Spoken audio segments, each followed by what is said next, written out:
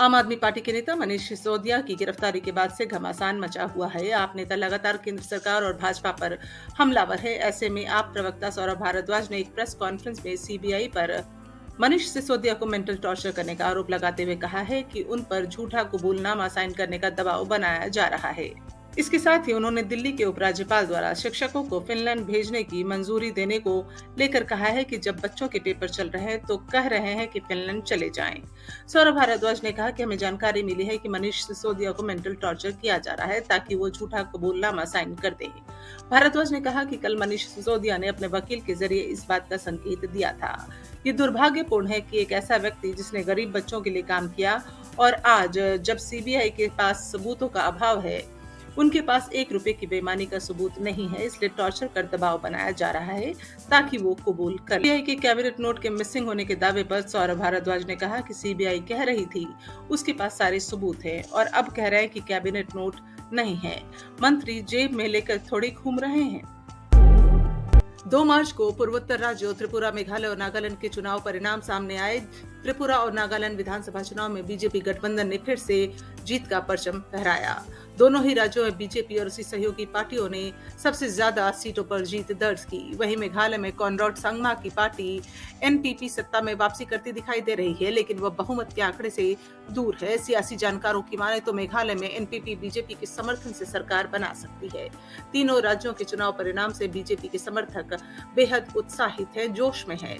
चुनाव परिणाम के बाद असम के मुख्यमंत्री हिमंत बिस्वा शर्मा ने कहा कि पूर्वोत्तर के जिन 3 राज्यों में हाल ही में चुनाव हुए हैं, वहां के लोगों ने प्रधानमंत्री नरेंद्र मोदी पर भरोसा जताया है।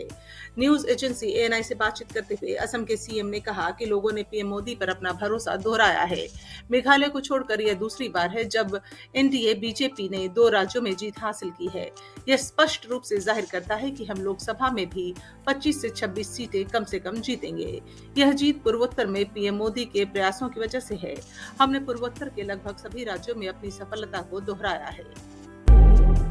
सरकार की तरफ से अदालतों में पेश होने वाले वकीलों की फीस तय करने को लेकर तमिलनाडु की एमके स्टालिन सरकार ने आदेश जारी किया तो मद्रास हाई कोर्ट के जस्टिस सीवी कार्तिकेयन को गुस्सा आया और सुनवाई के दौरान वो बोले कि वकीलों को भी सरकार ने कॉन्ट्रैक्ट वर्कर बना दिया। सरकार ऐसा करके वकालत के पेशे का अपमान कर रही है। जस्टिस कार्तिकेयन यहीं पर नहीं रुके। उनका कहना था कि सरकार को सोचना चाहिए कि जो वकील उन्हें कोर्ट में बचाते हैं उनसे कम कॉन्ट्रैक्ट वर्कर की तरह तो सलूक ना किया जाए।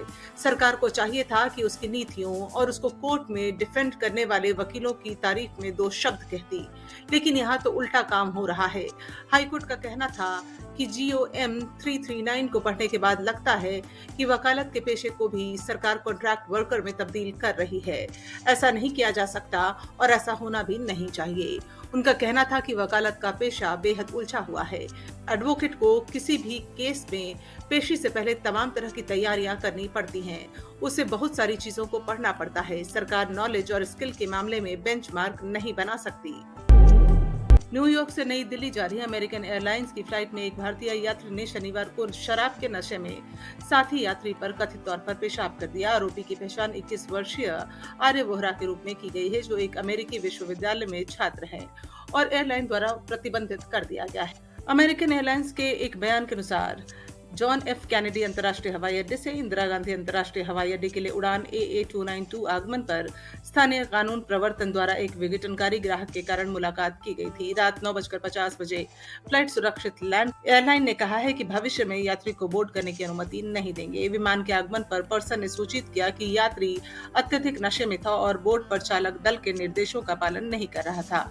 वह बार-बार ऑपरेटिंग चालक दल के साथ बहस कर रहा था, बैठने को तैयार नहीं था और चालक दल और विमान की सुरक्षा को लगातार खतरे में डाल रहा था। समाचार एजेंसी एएनआई के अनुसार अमेरिकन एयरलाइंस ने कहा कि साथी यात्रियों की सुरक्षा में खलल डालने के बाद उसने 15G पर बैठे व्यक्ति पर पेशाब कर दी। कांग्रेस के पूर्व अध्यक्ष राहुल गांधी ने एक बार फिर विदेशी धरती पर प्रधानमंत्री नरेंद्र मोदी पर निशाना साधा।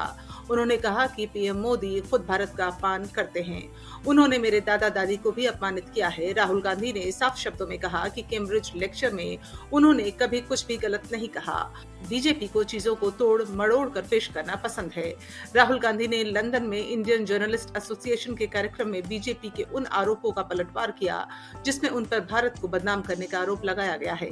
उन्होंने कहा कि पीएम मोदी ने खुद कहा है कि पिछले 60 से 70 सालों में कुछ भी नहीं किया गया है। उन्होंने यह कहकर हर भारतीय और उसके दादा दादी का अपमान किया है और भारत ने एक दशक खो दिया है और यह सब उन्होंने विदेशी धरती पर ही कहा है।